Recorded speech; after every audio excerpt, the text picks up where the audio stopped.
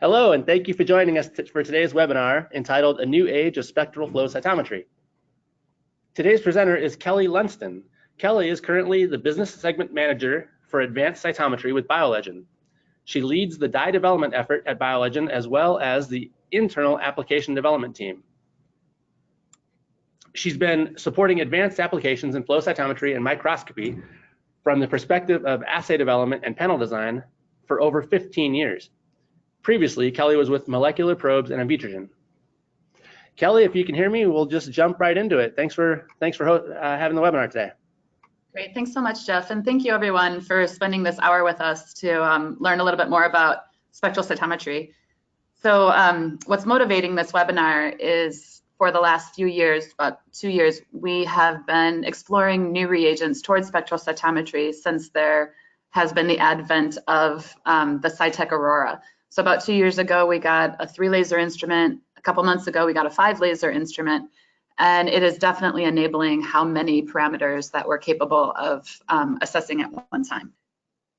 So today, what I'm going to talk about is a general overview of spectral cytometry, although I'm not going to get too much into detail for the specifics of the instrumentation. That's definitely something that's more the purview of Cytek or some of the new instruments from Sony or BD that might be coming in the future. But I am going to just touch on it as it relates to Fluorophore development, because that's really our main goal here at BioLegend, is to enable more parameters and also have intelligent, since we have been doing this for quite a while and know quite a bit about panel design, our goal really is to help enable advanced users to create reliable panels above 20 parameters.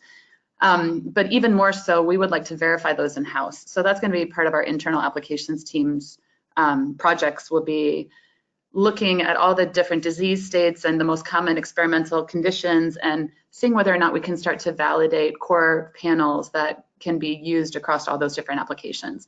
So that's kind of what we're going to cover today, and that's definitely why we're doing B-cell lymphopoiesis. What we're looking for are these core panels that, whether you're in bone marrow or you're in PBMCs or you're in acute lymphocytic leukemia or you're in Hodgkin's B-cell lymphoma, that no matter what the disease state is, this core panel will work, and you can exchange out different markers depending on particular elements of the panel of the disease state that you want to elucidate.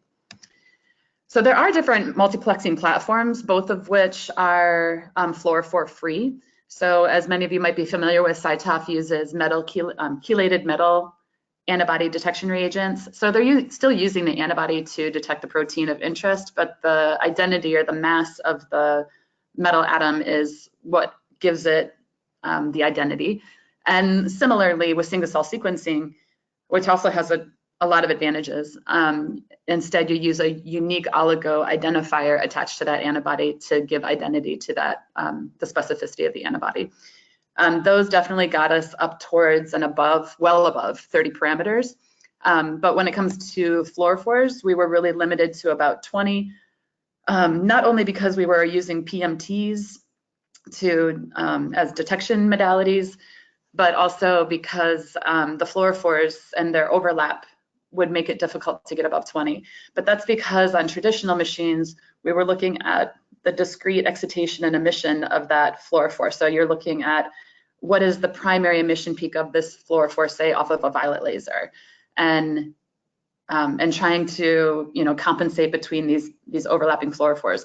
Versus with spectral cytometry, what is most important is the unique spectral fingerprint of that fluorophore across every single laser.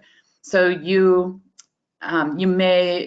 it may have a primary emission intensity off of a particular laser, but how it actually arrays its emission across all those lasers is what's actually the most important element of that dye.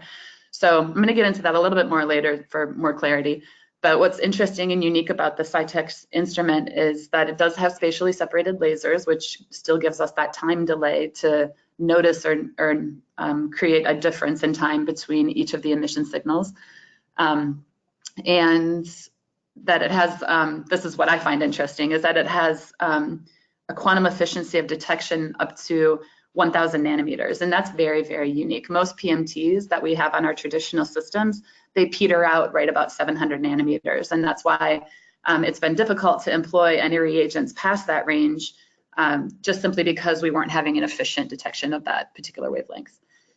But I think what makes it interesting for me personally is I love the idea that we're just simply growing in technology so quickly that you can get 26 parameters, relatively, well, with a lot of thought and a lot of panel planning, but you can get it on a 3-laser system at a very minimal cost compared to traditional cytometers. So I think it's definitely going to enable the entire field to grow more quickly and more efficiently.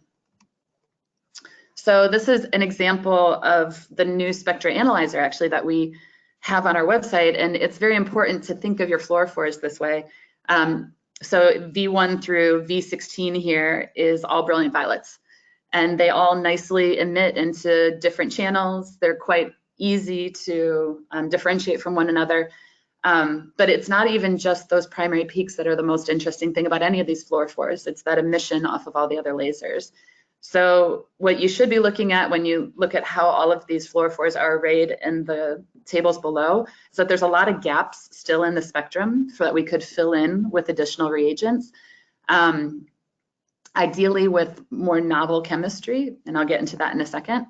But also,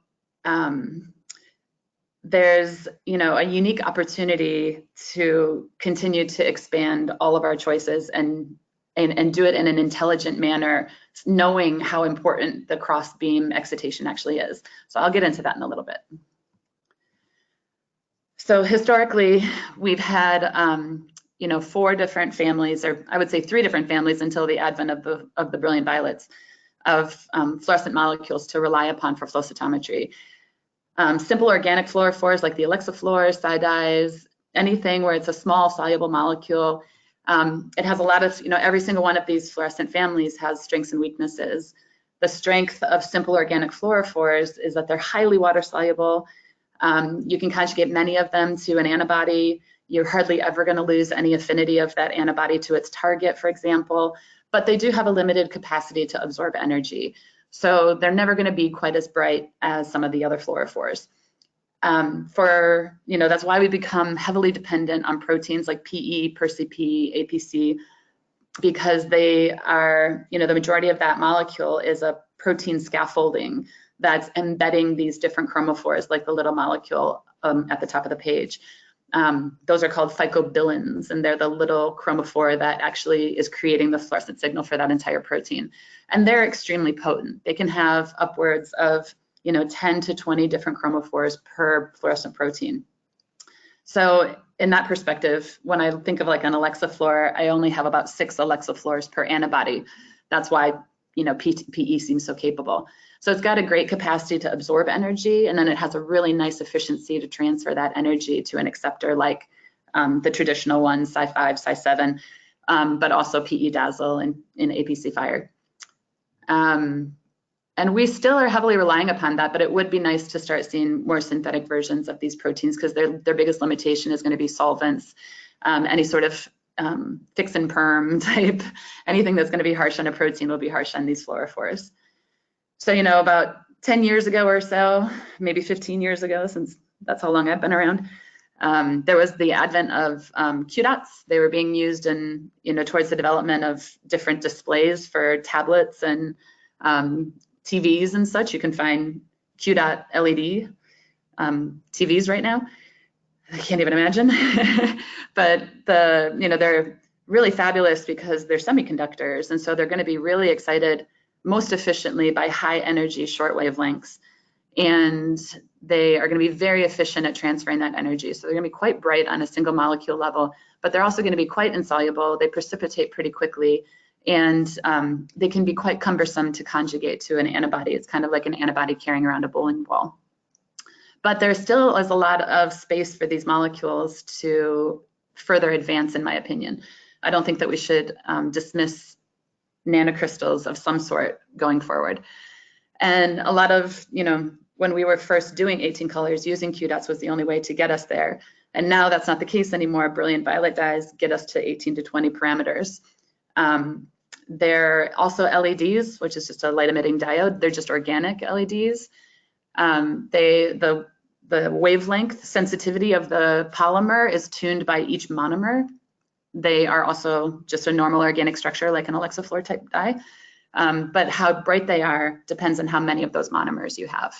They are also nicely soluble. They are quite big though as well, and they do have a sad propensity to non-specifically bind to one another. So that needs to be mediated when you're using a lot of them together, but definitely not prohibitive to their use in any way.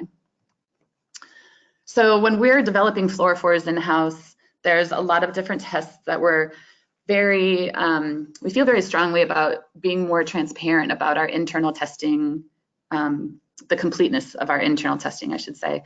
We do an array of stability tests when we're developing new fluorophores. So just as one example, I really wanted to demonstrate the sensitivities of fluorophores to light. It's a very common question for us here in tech services. So what you're looking at here is fresh APC reagent, completely not exposed to any sustained amount of light. APC on the left and Alexafluor 700 on the right, both on CD4, against the Alexa 647 channel. And I use that particular channel so that you can see if there's going to be any change in compensation with photobleaching. And that's also one of the advantages of the spectral detection systems. You can use Alexa 647 and APC in the same panel, ideally on non-co-expressed markers, but in this instance, you do have a co-expressed population. So on the left-hand side with APC, if I unmix with my fresh reagent, that's what the control looks like going across the top there. On the bottom, it's the reagent that had been left in just a microcentrifuge tube for 2 days in a hood, so that's also at room temperature, exposed to light the entire time. They didn't turn off the light. This is what I would have considered a very harsh treatment of an antibody. We really don't recommend you to do that, but some people have left reagents over the weekend, for example. And if you were to then apply the, if you were to stain with the photobleached APC, you don't necessarily see a shift in compensation at all because APC has a single wavelength of excitation and emission. It's not a tandem, so there's no change in the ratio of acceptor to donor that would change that compensation value. And you actually really don't hardly even see much of a diminishment of signal because this is a population-wide detection of APC on CD4 cells. So you really don't see a population shift due to the substantial photobleaching of APC.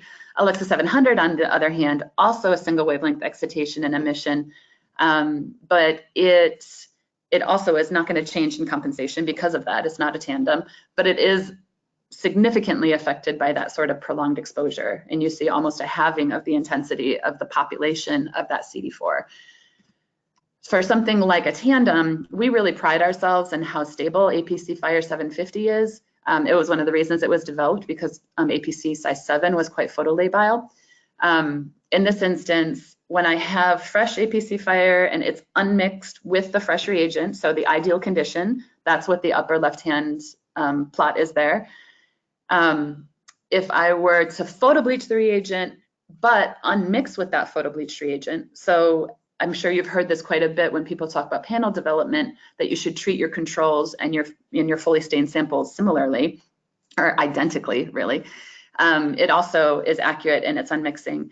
On the bottom, I actually thought this was an extremely harsh photobleaching condition, and you do see some change in compensation. It's not quite as dramatic as I would have thought. I would actually love to just try to kill this and see how long it would take, but that would take probably, I don't know, maybe a week or so. But you do start to see that shift, and that is, that could be a potentially important population that you now just brought entirely into a different quadrant because of an inaccurate unmixing. So those are the sorts of aberrations that I'm sure as an experienced cytometrist, you're accustomed to looking for to ensure that your unmixing was accurate. So just as an example, I'm gonna use this new fluorophore that we're developing. It's called PerCP Fire 720. It's gonna be a replacement for PerCP Sci 5.5 on any instrument, not just an Aurora. This is an example of some of the testing that we do in-house, and we use our Veri-Cells control cell line for that. So on the left-hand side, what you're looking at is 0 hours, 2 hours, 4 hours, and 24 hours, where the reagent is just kept either stained to cells or reagent alone when it's stored in the dark. as you can see, PerCP Sci 5.5 already begins with a very high percent compensation.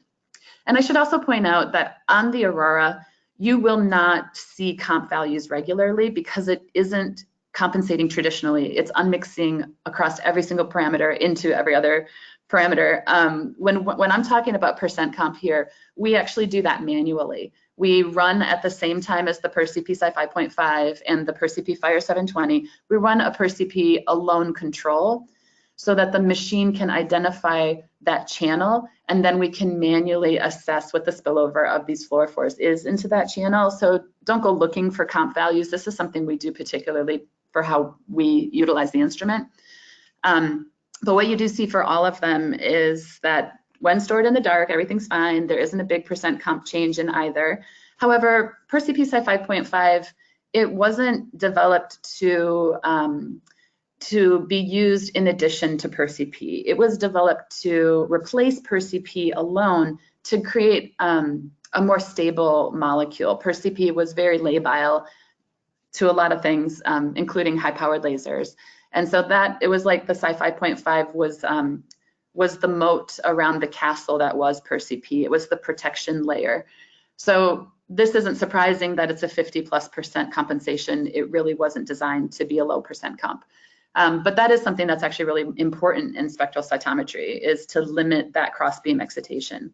So in this instance, when the reagent is then stored in the light, again, both stain cells and reagent alone, you can see that the percent comp for PerCP Sci 5.5 just goes through the roof after 24 hours.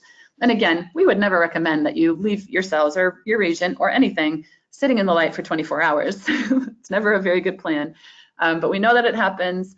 And really what you have to consider more when it comes to photostability is not just the single occurrence of having it out on your bench for the 4 hours that it takes to label your cells. It's really about every time that you do it and the additive effect that the photobleaching is having, because photobleaching is irreversible. So every time that you're kind of less consistent with your reagent, especially putting it next to the window, it will just keep having additive damage to that fluor.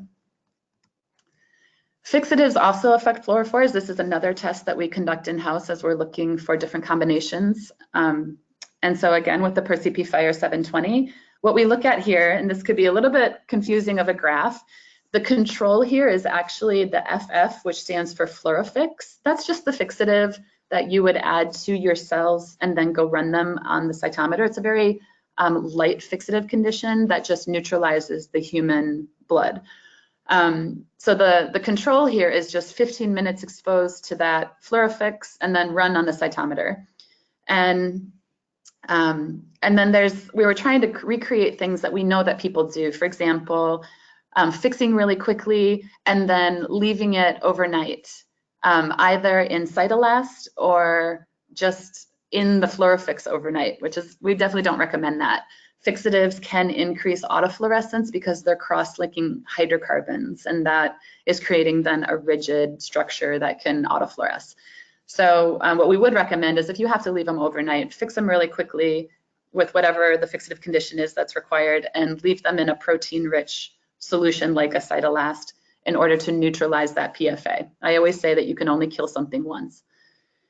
Another fixative condition that we looked at was the lyse fix. That's a fixative that you would use to lyse your RBCs at the same time as fixing your cells. And then the TN stands for true nuclear. And true nuclear is our optimized transcription factor buffer. And this is not specific to ours. All transcription factor buffers are going to have a relatively harsh fixation and permeabilization condition, and they can often affect antigens and fluorophores. In this instance, because what we're looking at is PerCP, when we see that diminishment of signal, so the control here is the very last bars where the true nuclear was just fixed for 1 hour and run fresh versus being left in true nuclear overnight. What you're seeing is a diminishment of the MFI positive value. That is actually not so much the effect on, say, the scatter properties of the cells, which is really a common way of losing staining index with fixation. It is more of a reflection of how harsh those fixatives are on PerCP, the protein. So as I had said when we were discussing the families of fluorophores, all proteins are going to have a certain sensitivity to harsh fixation and permeabilization conditions. And because these are fluorescent proteins, that's going to manifest itself in having somewhat of a diminished MFI. It is not the acceptor dye, for example. Those are quite, they don't feel the effects of the fixatives quite as harshly.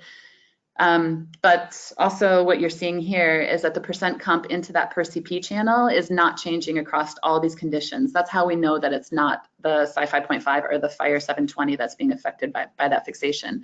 But what I do want to bring up are the two plots on the right-hand side and how important it is to have controls for all treatment conditions that you might be employing while you're staining these cells. So on the left-hand side, when I was running the panel that I'm going to show you, the 26-color lymphopoiesis panel, I have always a tube where I have all my cell surface markers fully stained, but I don't have my intracellular targets. And this gives me an idea whether or not there was anything I lost. Maybe because populations shifted, again, your scatter properties can shift, or a change in the fluorophore. So what you're looking at on the left-hand side is that fluorofix, just cell surface fixed, and you can see that little pre-B population that's 38 positive, IgM negative. And that population is really diminished once I had done a cytokine fix and perm in order to look at intracellular TLR or TDT or something like that. So if I had only ever, if I had never looked at the left-hand side, I wouldn't know that it's possibly underrepresenting the pre-B cells.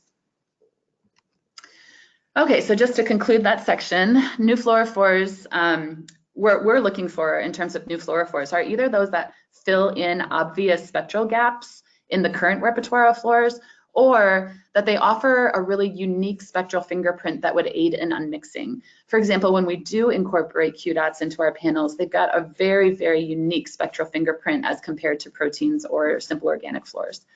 Fluorophores in-house are very rigorously tested prior to their release, and we are definitely going to be more transparent. We're going to have a website that's going to be specific to fluorophores in each of the families and display the stability data that we've generated in-house to the best of our ability.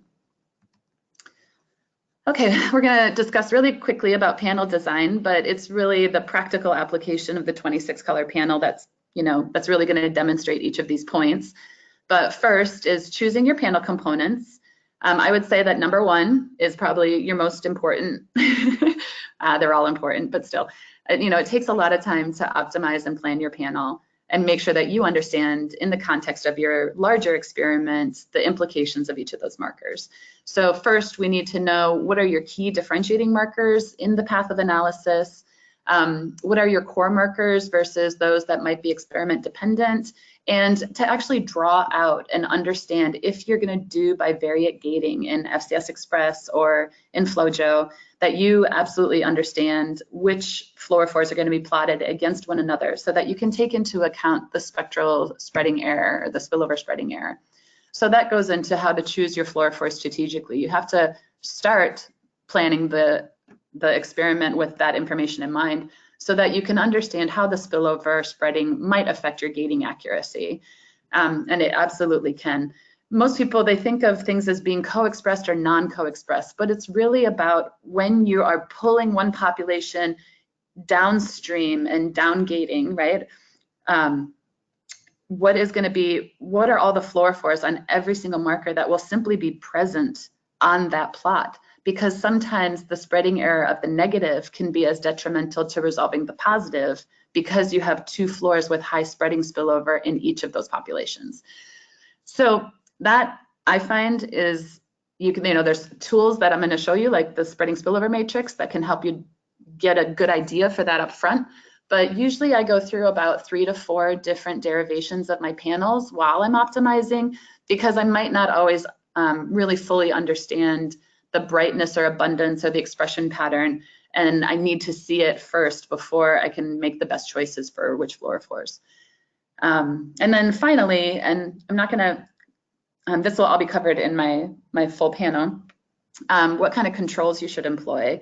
Those would be single cell color controls for sure. You need to know that your antibody worked. I always say that, you can get into these massive panels that took you, a long time to prepare, to analyze, only to find out that one of your antibodies had gone bad or one of your tandems had completely broken down.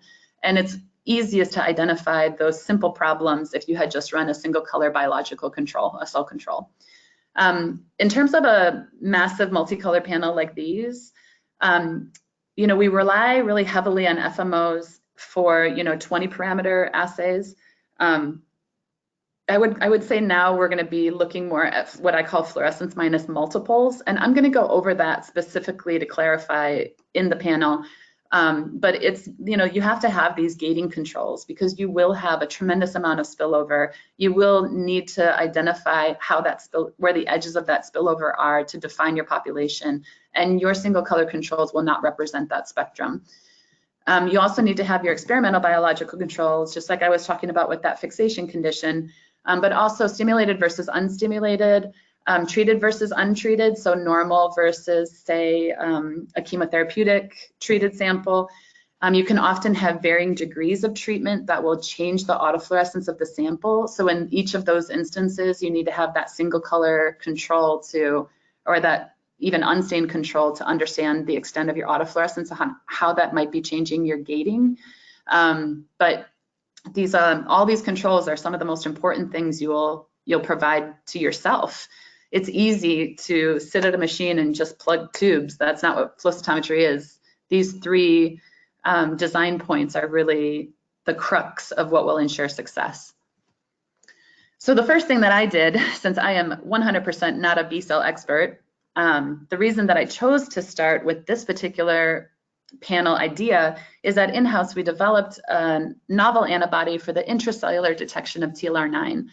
TLR9 is expressed really heavily on PDCs, but it is also known to be expressed intracellular on memory B cells, and there wasn't a really great clone for it, and this clone that we developed is quite nice. So the first thing that I did is go to the lit. There's a lot of really nice papers, Sean Bendall, with the Orfile Lab, and some of these Euroflow panels were really great at elucidating what was the ultimate phenotype or the definitive phenotype for a bunch of these subsets. Because again, I want to go from bone marrow all the way to plasma and plasmablasts. And then within subsets like transitional, to be able to see even further subsetting of those subtypes. So, you know, I'll show you how I organize that information. I usually start with an Excel where I kind of list the markers along one side, and then I start thinking about matching them with fluorophores a little bit until I have an idea of what is all co-expressed. And a lot of these, you can't use them as a phenotypic marker because they're variably expressed. You know, how, especially with IgD and IgM or CD21, you know, there's more information to that subset based on that further expression information, but it can't be used specifically to phenotype. So one of the resources that we used as well, as I was doing all of this, another colleague of mine, Katya, was putting together this maturation markers webpage. And in this particular webpage, as you go in, if you're familiar with how our pages work, you go in and click on, say, hematopoietic stem cells, and it will bring up a box that gives you an idea of definitive phenotype markers for hematopoietic stem cells. It will only give you those that are positive for it, not those that are also negative. And sometimes that negative phenotype, that negative marker could be as equally important. So hopefully you're taking all of that into account when you're constructing an organization system like this. Okay, so this is my panel. What I have in red are what I would consider to be primary tier markers. From hematopoietic stem cells all the way to plasma cells, my primary tier markers are going to be those that give me each of the largest breakdown of that cellular subsetting. The secondary tier is going to be those that are further subsetting that primary tier. And then my tertiary tier are going to be those that are specific to the experiment. So in this instance, whether I was looking at stem cells or whether I was looking at my peripheral blood, that determined whether I was going to look at TLR9, TDT, or BCR. I didn't have a lot of tertiary tier markers in this because it really is B-cell lymphopoiesis. But if I was looking at activation or exhaustion or markers that were overexpressed in a cancer subset, that would all fall into my tertiary tier. I also had a dump channel. And in this instance, I chose not to use a single dump channel because I was interested in being able to pull out those PDCs from a CD123 positive, CD303 positive population. So I didn't want to get rid of them entirely or contaminate them with other subsets. I just wanted to, but you could in the future, and that would definitely free up those channels for other markers. So in this instance, what my differentiating pairs of markers is going to be CD19 versus CD20. Spark Blue 550 is actually going to be released probably next week. It falls between FITC and PE. It replaces Alexa 532 for those of you that have been using that fluorophore. It's much brighter. Well, much is a relative thing. Alexa 532 is not very bright. Then I have CD34, BV650, and CD90 APC. The co-expression of CD90 and CD34 is going to define my hematopoietic stem cells. My other progenitor subsets are going to be 34 positive. And that's actually the example that I'm using down here to show you how I'm matching my fluorophores to my antigens. But some of the other ones that I have real quickly are CD123 on Pacific Blue and CD303 on Alexa 700. That double positive is going to define my PDCs. And even though PDCs are really rare, they express both of these markers quite abundantly. So I can put them on dim fluors. I also chose to take Alexa 700, which is a heavily spectrally assaulted channel. A lot of fluorophores spill over into this channel. So it's easier for me to put it on a subset like PDCs because the rest of my markers are for B cells. Another important combination is CD38 and CD27.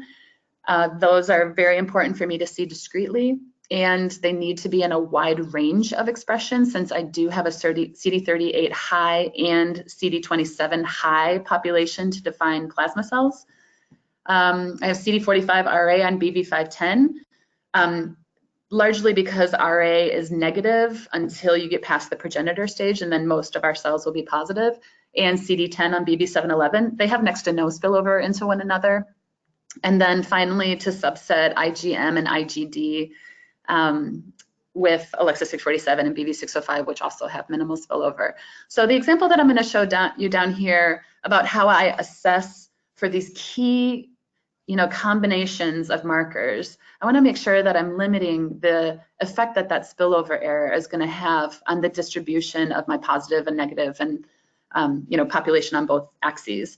So just as an example, what you're looking at here, these first 4 plots, is the file for the BV650 single color control. So this is CD34, which is, it's a pretty decently expressed marker. What you're looking at is the spillover of that BV650 into the channels that would be closest to it, the ones that would be most likely to suffer spillover from this fluorophore. That would be molecules like BV711, PE-Cy5, and Alexa 647. And you can see it has extremely minimal spillover into each of those channels. But I need to look at it the other way as well, since I have 2 fluorophores in this assay plotted against one another. And APC has a very high amplitude of staining. The CD90 has a high amplitude of staining. And if you understand or know very much about spillover spreading error, as the amplitude of the signal, so the MFI positive, the brighter that the signal gets, the more exaggerated the apparent spreading error is. And that's why we call it a football. But you can see how the population begins to spread along the x-axis. So when it spreads like that, that's APC spreading into and along the BV650 axis. That's how you can read that. So it is significant, but when it comes to co-expression, they remain in a quadrant that is easy to differentiate. And I'll show you that data in a second. But APC generally, the reason it's spilling into these channels is because all the proteins do have some excitation efficiency off of the UV and the violet laser. So for example, you can see below that the APC will also spill into BV605, Q.625, and into Alexa 647, which is very spectrally close to its normal spectrum. But none of these in particular are going to prohibit us from getting to our hematopoietic stem cells and progenitors very cleanly. Okay, so just to conclude that section, the most important thing ever, and we all know this to be true from our whole scientific careers, is do your homework and make sure that when you are looking at marker combinations, make sure it's current, because as we do become more proficient with multiplexing technologies, a lot more is known about the relationship between the expression of different markers. Organize what markers are co-expressed and how that co-expression appears, and organize pairs and groups of antibodies in the panel based on those expression patterns. So basically, organize your thoughts before you even begin to match them to fluorophores. You're going to definitely need to become very familiar with the spreading spillover matrix if you want to go above 20 colors. I know it can seem a little daunting. We have up here, just to remind ourselves, that the fluorophore in the row reduces the staining index or resolution of the fluorophore in the column. And what that means, often these spreading spillover matrices are employed using CD4. And that gives us an idea of whether or not the spreading spillover can survive an antigen density higher than CD4 or one lower than CD4. So spreading spillover matrices are highly dependent on the experiment. They will always change based on the abundance of the target that the antibody is on. It's not particularly helpful to do this with beads, because that would be your almost worst case scenario of a very bright signal for every single spillover channel. So it's a little more helpful to have a reduced and realistic signal like a CD4, and those that are, say, above 90%, like PerCP, Fire 720, and PE-Sci5, something like those combinations. When they're above 90, they're both extremely bright fluorophores. You might be able to put antigens on each of them that are above the expression density of CD4, but it wouldn't really behoove you, because as again it gets brighter, that spreading error becomes more significant. If they're just put on dimmer antigens, you're starting to diminish the apparent, the dramatic nature of that spreading error and more easily resolve those populations. So an example of how this spreading spillover can impact your data, again, with the example of PerCP Fire 720, another thing that we do in-house when we're looking at different fluorophores is comparing them in a real multicolor situation, kind of what I like to call trying to break them, see if we can find their limitations. If you look on the upper left-hand plot right there, the one that I have a red circle around, there's along the top, there's PerCP Sci5.5 CD4. Along the bottom, it's PerCP Fire 720. And then the y-axis is all of the channels that are represented in the tube components against each of these PerCP derivatives. So what you see in that first plot is kind of a weird shape of the negative, and that is 100% normal. That change in shape is due to the same reason as the elongation of the positive population. What that says is that PerCP Sci5.5 and PerCP have an extraordinary amount of spillover into one another. And that's why you see that population, the negative population, shift like that. So in this instance, that makes sense, because PerCP Sci5.5 had like a 50% compensation value into PerCP. So it obviously exhibits a tremendous amount of spillover.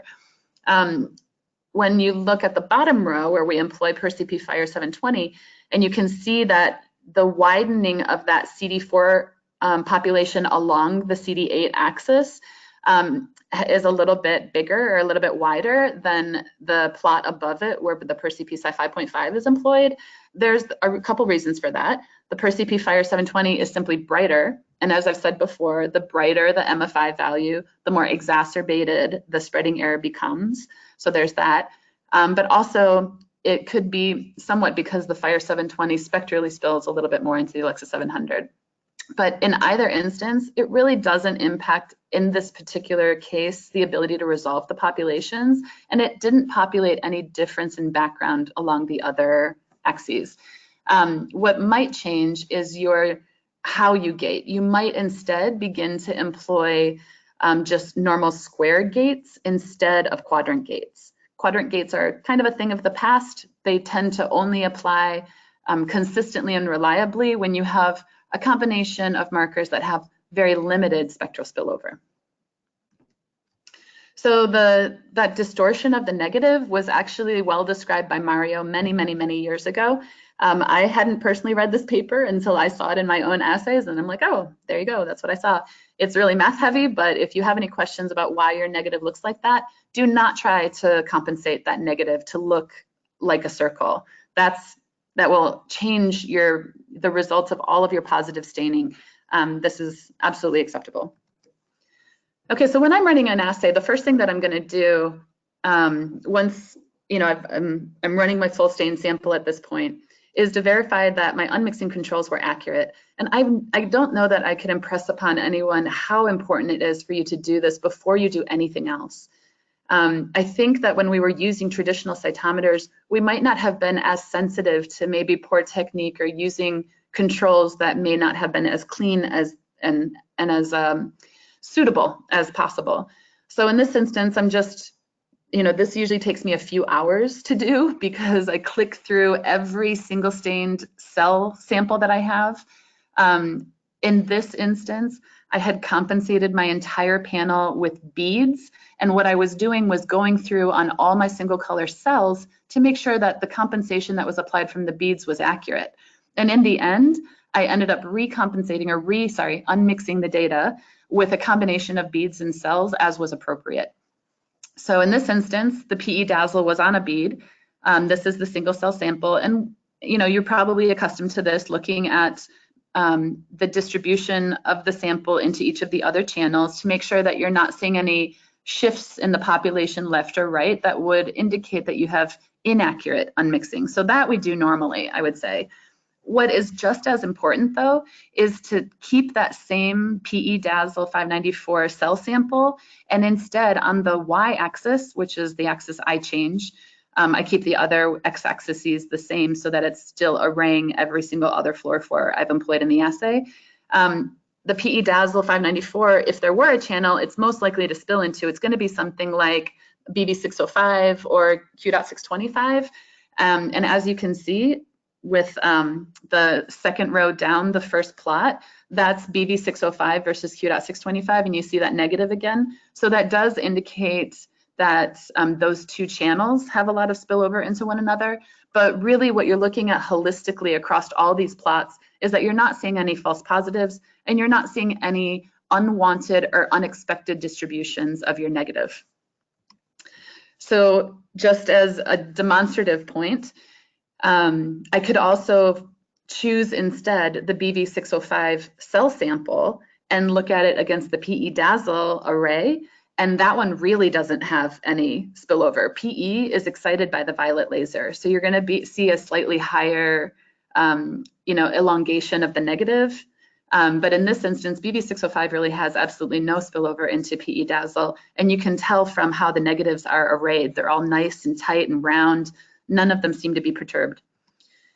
And then the last thing that I'll do after I've looked at every single colors, every single colored cell sample and all my beads and the negatives and the positives, I will pull in my fully stained samples to see if there's anything that was different or inaccurate in unmixing my fully stained samples that I wasn't able to catch in my single color samples.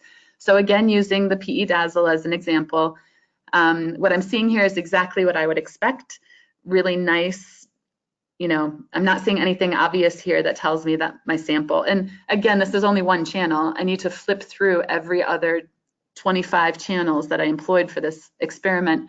And it's not like I'm looking at this being like, oh, that's exactly where a subset lives. I'm not. This is an overarching view about the health of my panel. Okay, so just to conclude that section, you really need to understand what spreading error is and how it impacts population resolution. And I don't think anybody can stress this enough, but implementing a rigorous assessment of your controls and your full panel in what we call an N-by-N matrix to confirm that your unmixing was accurate. And I would very much, I mean, we here at BioLegend are super happy to help you think about your panel, give suggestions, and even help you troubleshoot your data. But if we don't have your controls and you haven't looked at them in this way, it's almost pointless to call us until you do, because you need to begin to identify where the problem might have begun. Okay, so we're just going to get into the data, and I'm going to point out different things about controls and panel development as we go. First, I'm also going to show you how I draw it out. When I'm making that Excel that I showed you earlier, I also have a PowerPoint that's usually open where I am physically drawing how the gating scheme will be conducted. So that's what you're seeing on the left-hand side there. So in this instance, this is the only time I'm going to show you the dump channels. I'm excluding my CD303 and CD123 because they together co-expressed will not be on any other B cells, but there is some 123 expression on B cells. So I don't want to exclude that single marker entirely. So I take that entire section that is not double positive and I dump the double positive. And I take the negative over to CD11C on Spark 685, which is also a new fluorophore that will be out within a week or two. And I array it against CD56 so that I'm dumping my NK cells and my monocytes from that. And then I take it to CD14 against if I employed a viability marker, for example, and I'm also going to take the negative of those. So the first definitive phenotyping that I'm going to do for my progenitors is going to be that CD34 versus CD90. The double positive population is going to be my hematopoietic stem cells. The CD34 positive is going to be progenitors, and then there could be a double positive population that would be my pre-B cells. I might be interested in, say, CD135 expression. This I put on PESci5, which is actually normally a fluorophore that we try to avoid in general in normal flow cytometry because of its excessive spillover into Alexa 647. But on the Aurora, in a lot of instances, and it was really nice for this particular marker, it really has a place. So we don't have to be quite so, avoidant of it now on this type of machine. But CD135 is also useful if I had an ALL sample, since it's expressed at low levels on 100% of those ALL. It is expressed on cell types that are incapable of self-renewal. So I might be interested in how hematopoietic stem cells look versus progenitors, for example. But my progenitors then will be CD19, CD20, low or negative.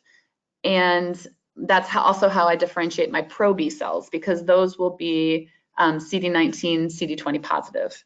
And then from my 19 and 20 negative, in order to really isolate each of my different progenitor populations, that's what makes them distinct. Again, that's why it's a secondary tier marker, because it's my final step of kind of secondary phenotyping of those progenitors, where the CD45 RA versus 10 will give me 3 different progenitor subsets.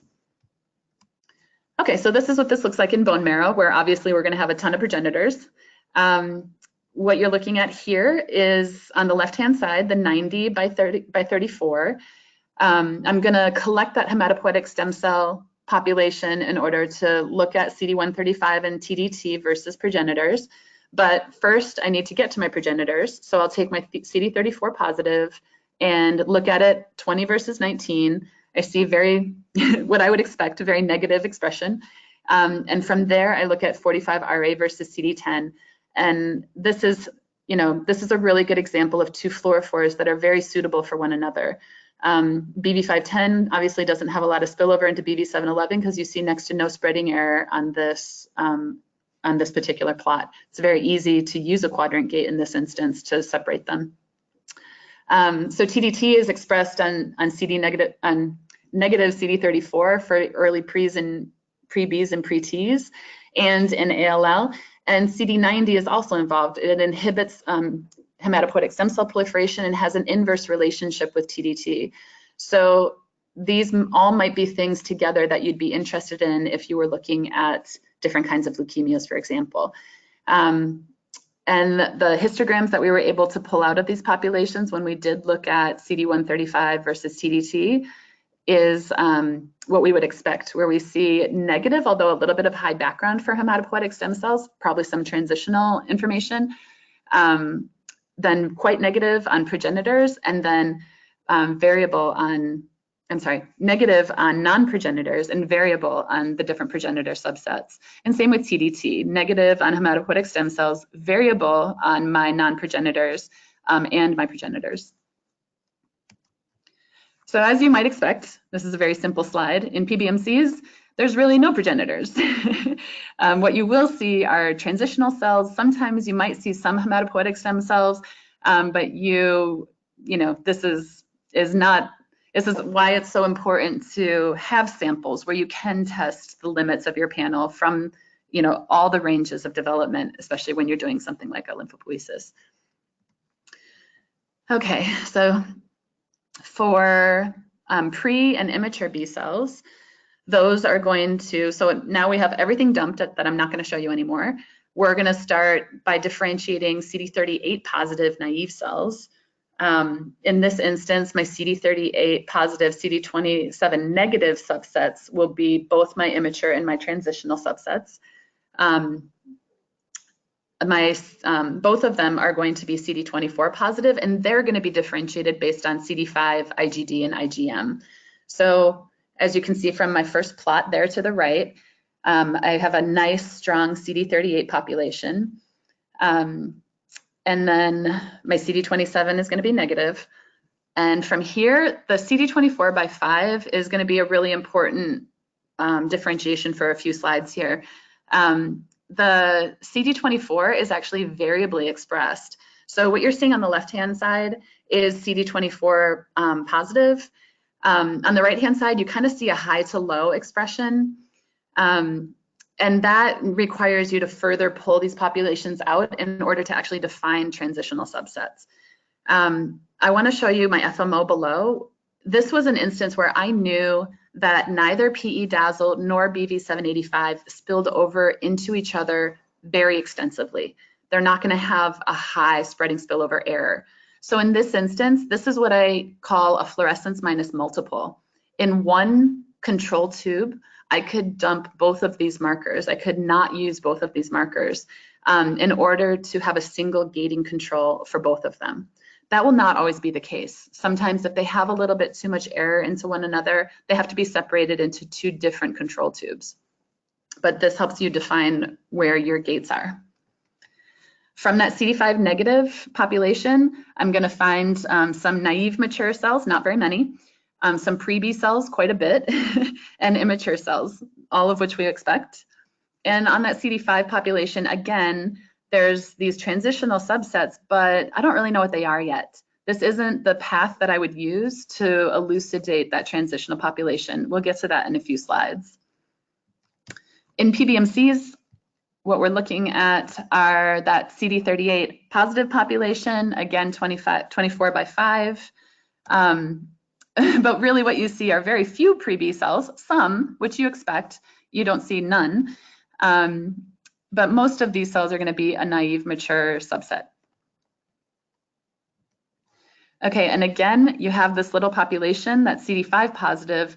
Those could be transitional, but we won't know until we look at them further. Okay, so again, transitional subsets. These are the early immigrants from the bone marrow into the periphery. So the T1 subset are those that are first making that journey. T2 are kind of actually crossing that barrier. And then T3 is the compartment in the periphery that you would expect to see more abundantly. And this is such a good example of why we want to do more than 20 parameters, because just for these 3 transitional subsets, which are serving such an important function in maturing B cells, they're characterized by this really gradual loss of CD10 as they go from T1 to T2 to T3. They're losing CD10, CD5, IgM, but they're upregulating as gradually CD22, CD44, CD21, and CD23. If we had to have pulled those or isolated these into separate panels and tried to draw relationships between each of these markers, it would be much more difficult. But instead, in one tube, we can have all of these markers represented. So we're going to start with our T1 and T2 compartment is going to be that CD5 positive population. So in bone marrow, you can see the next plot over on the CD21 versus CD10 that you've got a really strong T1 population, a little bit weaker of a T2 population, and you can actually kind of see it transitioning to T3 where you don't have very many T3 in a bone marrow compartment. And also I'm showing you below the FMO for the PE Fire 700. In this instance, I had the BV711 FMO and the PE Fire FMO as two different tubes because I wasn't quite sure how bad the spillover of PE Fire 700 into BV711 would be. So I kept them separate, and that helped enable that gate for the CD21. I think that this is a really good example, this distribution of CD21 and 10. It's a really good example of where VISNI or clustering algorithms can become very useful because we don't have a control for a high versus low expression of an antigen. We can say this MFI above or below and compartmentalize it that way, but then we're requiring a lot of internal consistency between sample collection, preparation, staining, in order to consistently be able to use that MFI value, versus clustering algorithms would do some of that work for us and they would be more sample dependent. They would find the differences within each file. I'm not an expert enough at VISNI yet to have put this data set in, but it is something that I want to do in the future. So on that CD5 negative compartment, which should contain the T3s, we really don't see much in the CD5 negative. And when we look at each of these, so again, the T3 is on CD5 negative, the T1 and T2 are on CD5 positive, and we're looking at IgD versus IgM expression, it's exactly what we're expecting to find. As we had said before, T1 is going to have an IgD low population. T2 is going to have an IgD high population, which is exactly what you're seeing here. We're not seeing much in T3. And also, same with IgM. You're seeing a strong IgM signal. Okay, so in PBMCs, on the other hand, it's going to look entirely different. I'm not going to go back over the gating scheme. What we are looking at here is not very many cells in our T1, T2 compartment. And when we look at those against CD21 and CD10, they're all CD21 positive and CD10 negative.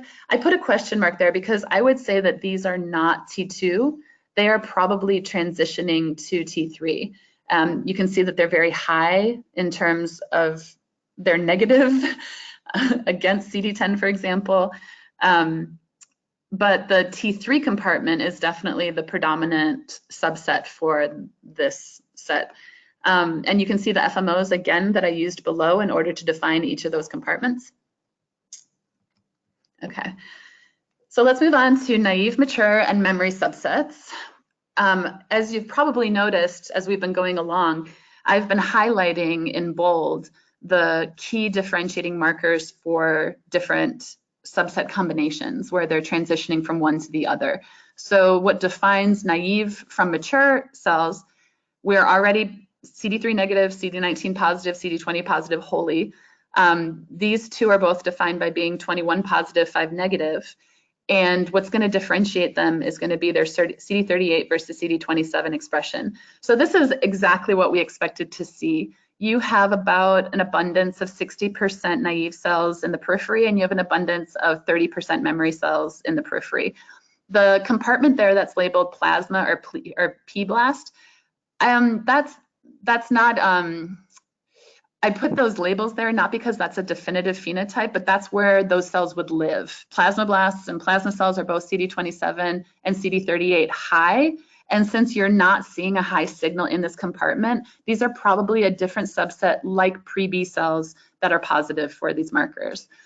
You can see below that this is the FMOs that I employed because PE Fire 700 and PE Dazzle 594. I did expect a decent amount of spillover between these two, so I am going to employ separate FMOs to gate on them so that their spreading error is accurately represented. And then there's a whole slew of markers that might be interesting to look at between memory naive subsets. Things like IgD, IgM, CD44, and CXCR4. So each of those I can pull in, and I find that they're easy to look at as a histogram. Okay, the whole reason that I had done this panel was this TLR9 expression in PBMC. So what we were specifically interested was the TLR9 expression between that memory subset and naive. If you look at the plot below, I have just CD303 versus CD127. That negative is such a perfect example of spreading error because there is the presence of every other fluorophore in that single negative population, and that's how bad the spreading error can get when they're all spilling into each other. But in this instance, it was, I didn't need to clean this up by dumping and getting rid of things because my CD123 303 positive population was just so distinct, it wasn't important. So I pull out that PDC population, which is in the black histogram there. My memory histogram is the blue one there, and my naive is the red. What we see is that on the left-hand histogram plot, when I'm only looking at my surface staining, so I have not permeabilized and I'm not probing with TLR9 intracellularly, I see a strong PDC signal, and there is probably a little bit more signal in the memory subset than the naive, but they're difficult to differentiate until I probe for the intracellular staining of the TLR9 in each of these subsets. And TLR9 is known to mediate antiviral immunity by activation in response to unmethylated CpG, but the reason why we're interested in it in these memory subsets is that it might be implicated in cancer as well. Okay, and then finally, our last subset on the path to terminal differentiation is plasma and plasmablasts and plasma cells. Obviously, we're not looking at bone marrow anymore. You're not going to have these cells in bone marrow. So in PBMC, what I'm looking for is possibly a variable expression of CD19 and CD20.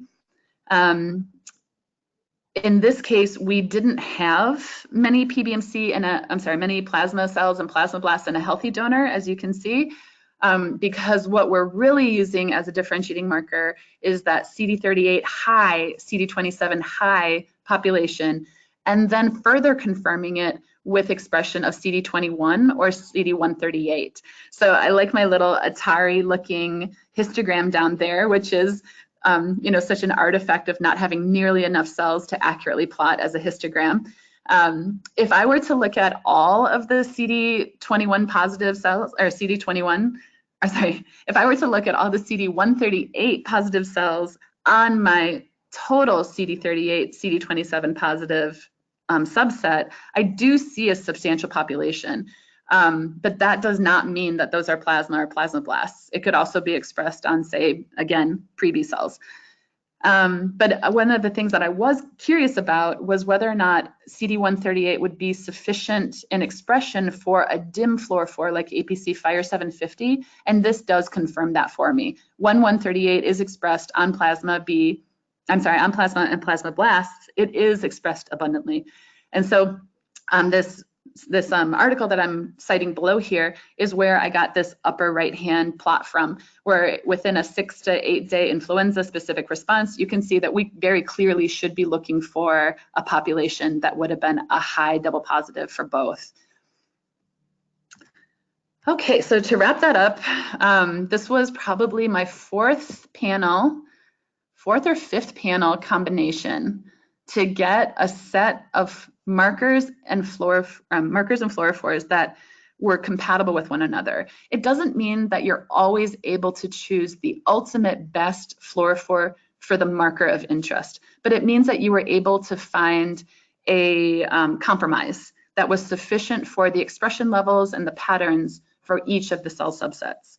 And I was very happy to be able to use both bone marrow and PBMC in this in order to see that full variance in expression and those changes between compartments as the B cells became more mature. I do want to still try to apply this panel to ALL and Hodgkin's lymphoma, and probably a condition like RA or some sort of innate immunity, some sort of inflammation response, where I can change out my dump channel and some of my secondary tier and tertiary tier markers to better reflect an inflammatory panel. But I believe that the core panel is quite solid. Okay, I just want to end with best practices. I know I keep repeating this, but planning is absolutely everything. We can't just show up with a list of markers and slap fluorophores on them. That might have been okay at 8 to 10 colors, and it's not ever going to be okay past 20 colors. This is definitely an advanced application, not because the machine at all is difficult. It's extremely easy to run and deal with, and their software for analysis is quite nice. It's really that, you know, that adage of trash in is trash out. If you don't do adequate planning, it just becomes ever more apparent when you're above 26 parameters. You really need to scrutinize the accuracy of your controls, the spectra of your unmixing controls, any controls that might have been contaminated, because those will absolutely be reflected in your results. And the thing I had to learn the hard way was don't mess with your gain settings. If you change a single if you change the gain on a single channel, it will change the spectrum of the entire fluorophore. So if you do need to change your gain settings because maybe your signals are off scale, it would be first better to then assign that marker to a dimmer fluorophore because it's off scale. But if you do need to do it for some reason, you have to change your gain settings uniformly to accurately represent each little nuance of a spectrum. You also should employ unmixing controls. Fluorescence minus multiple controls, and any single control that helps you know that later you don't have to question the accuracy of your data. And I can't stress how important that is. So I want to thank you all for listening. And with that, I'll turn it over to Jeff for questions. Wow, Kelly, fantastic job. That content was just spectacular. Start to finish. I love in the first 5 minutes we had breaking news about new fluorochromes. That's just awesome. I know that this webinar was delayed for a few months through the summer here, so it was definitely worth the wait. I'm glad we had about 500 people registered today. With that many people online, we have been getting quite a few questions. I'm sure we're not going to be able to get to all of them. But people, if you have more questions, you haven't typed them in yet, please do so. Any questions relating to the content will be forwarded over to Kelly, and we'll try to get you an answer by email. And any questions you have regarding Fluorofinder's panel design platform, those questions will go over to Fluorofinder people, and they'll get back to you also by email. But let's see, let's go right in. And since Fluorofinder is hosting this, we'll go straight to the panel design question that came in is, how does regular panel construction differ on a spectral cytometer versus a normal machine? That's a good question, and it does change a little bit. Some of the things that I noticed between my spectral cytometer and normal cytometer and a normal BD or Beckman-Coulter instrument was that some kind of gain settings might be a little bit different. So for example, on my normal BD, whatever instruments, my PerCP had a little bit more exclusivity of being excited off the blue laser than my yellow-green laser. And I still see a strong excitation off my yellow-green laser on my Aurora. And so that was something that I really needed to have a practical experience with to understand how to best put them into a panel, how to, again, rely on my spreading spillover matrix so that I would understand how to put them together, because I absolutely can use them together. All the data that I showed you that was PBMC data was off of a 3-laser Aurora. The bone marrow data, that was off a 5-laser Aurora. So I was still able to do a full 26 parameters, but the kind of planning, testing, optimization is just that much more important on the Aurora to make sure that I can have that confidence in my results. Okay, great. And following up on that, we had a question about spillover matrices. Question from Virginia was, are spillover matrices machine or instrument dependent, and do they change? Yeah, that is also something that probably is best answered by Cytek, but from what I understand, no matter what, it is absolutely experiment dependent. We're just using that array of CD4 positive staining in order to capture a mid-range of expression values, but because expression intensity, the intensity of the fluorescent signal, is directly related to spreading error, that will change whether or not the antigen is more abundant than CD4 or less abundant than CD4 in that spreading spillover matrix that I showed.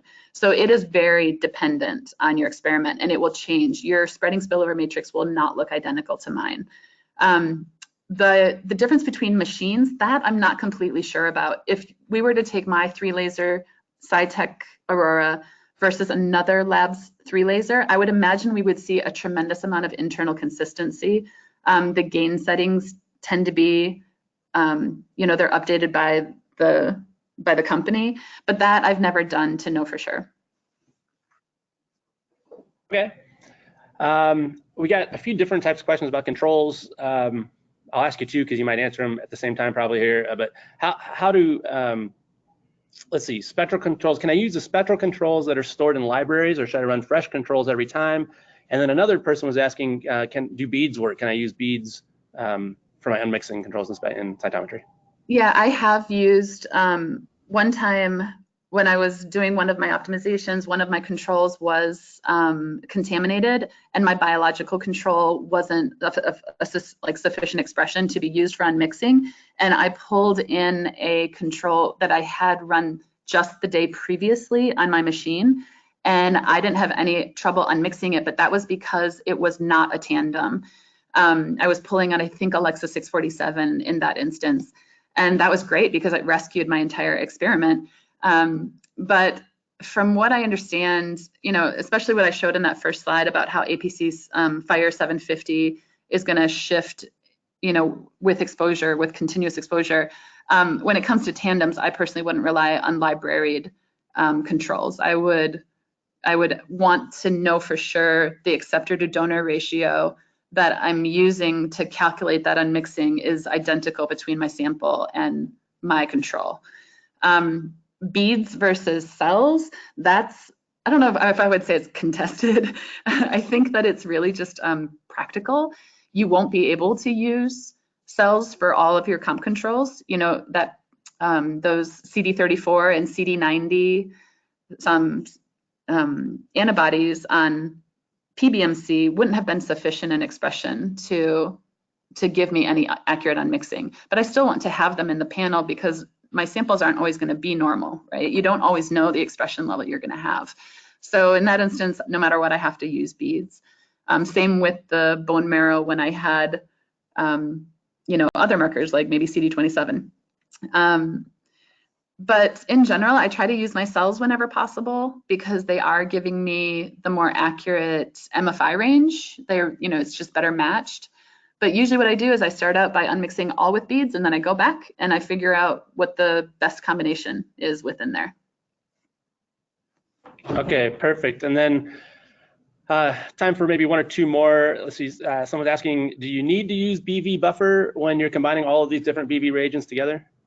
I would recommend it in order that you don't have any problems. It's, to me, almost prophylactic in its use. BV421 does non-specifically bind to its other tandems that are based on its own structure. That can be ameliorated with reducing the total concentration of each BV reagent, doing a good job titrating so that they are more likely to find their targets than they are to find each other, just on a molar ratio level. But that won't always be 100% cure for that problem. So I forgot to mention this, but in my assay, my 26-color assay, I used both BV buffer and our monocyte blocking buffer for exactly the same reason. Even though I may not be very interested in my monocytes, especially if I want to use a clustering algorithm later, where that could become problematic if I had non-specific binding to another cell type, I employ both of them in anything that is cocktailed, where, my fully stained sample, or even as I'm aliquoting out my master mix and things like that, I'll make sure that I have both of the buffers present. Okay, great. I think that's probably going to be a good place for us to wrap it up.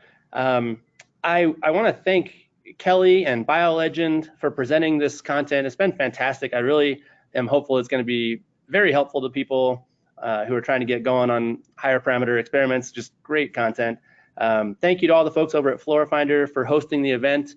As I mentioned, if you have any questions at all that did not get answered by the question and answer session here, please don't hesitate to forward them or keep typing them in. You can also reach us by email at the addresses that are on your screen now. And with that, thanks a ton, Kelly, and thank you everyone for attending. Thank you. Have a great day, everyone.